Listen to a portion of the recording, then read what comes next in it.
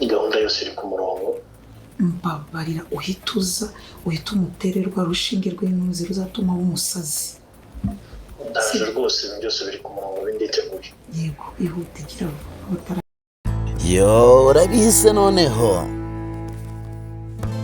Fabiora none bigiye kuba byamubaho si byina mu Rwanda.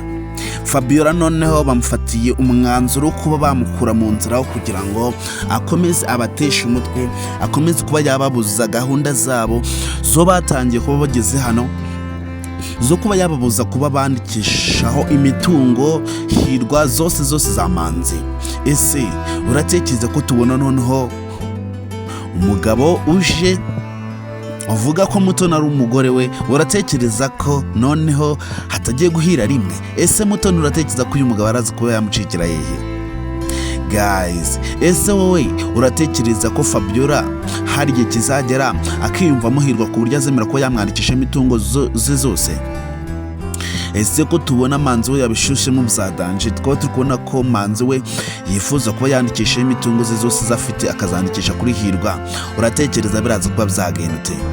Ese Suzana uratekereza we azakomeza kuba yarwana iyi ntambara yo kuba yarokora Fabiora bigakunda?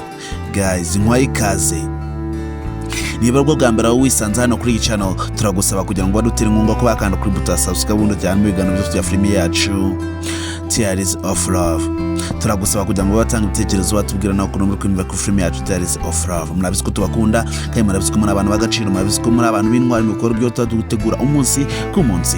Ese wowe uratekereza ko Fabiora kuba akomeje kuba nawe yinangira imitima, kuba akomeje kuba yanga ko bandikisha imitungo kuri hirwa, uratekereza atari gufata imyanzuro mizima?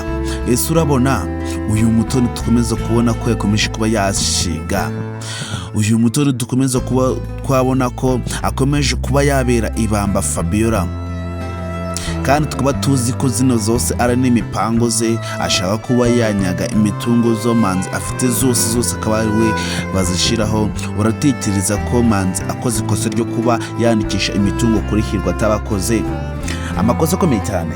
Ese urabona atazabyicuza ubuzima bwe bwose kuba agiye kuba yakora ikosa ryo kuba yandikisha imitungo ze zose kuri hirwa? Urabona atari kwihuta cyane? Ese urabona umuntu uri mukuri muri Fabiora ndetse na manzi ni uwuhe? Kuba Fabiora ari kwanga ko imitungo bazandika kuri hirwa ari gukora ikosa?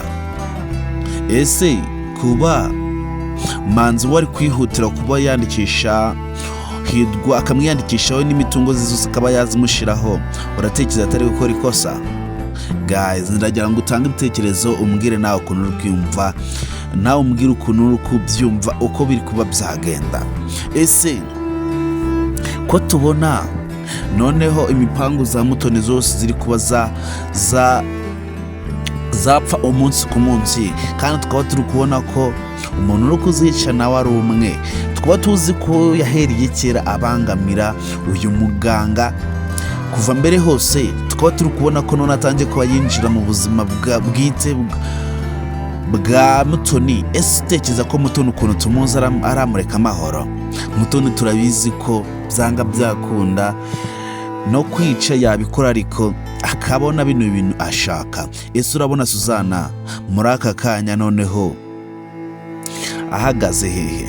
Urabona Suzana noneho ibyago bigiye kuba byamuzira arazi ko yabikizwa n'iki?